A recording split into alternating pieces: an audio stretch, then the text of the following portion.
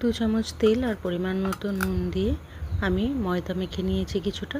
তারপর 3টে রুটির মাপে একটা লেচি কেটে নিয়েছি বড়। রুটিটা এবার বেশ বড় করে বানিয়ে নেব, তারপর তাওয়ার মধ্যে সেঁকে নেব।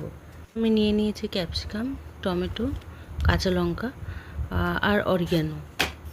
তো রুটিটার দুটো পিঠ ভালো করে সেঁকে নেব। রুটিটা আমাকে ভালো করে অনেকক্ষণ সেঁকতে হবে টাইম নিয়ে।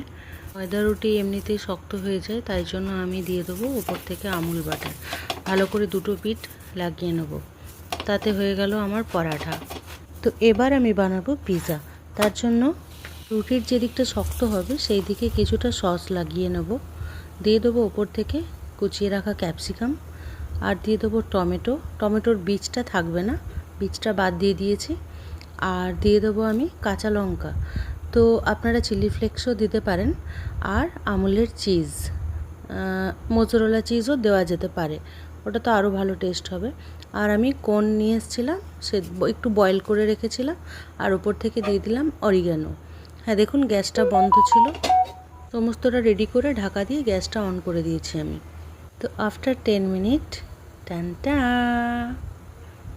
একদম রেডি হয়ে গেছে আমার পিৎজা পরাঠা। তো আমার এই রেসিপিটি আপনাদের কেমন লাগলো অতি অবশ্যই জানাবেন। পারলে একবার বাড়িতে বানাবেন। আপনারা খুব ভালো থাকুন। টাটা।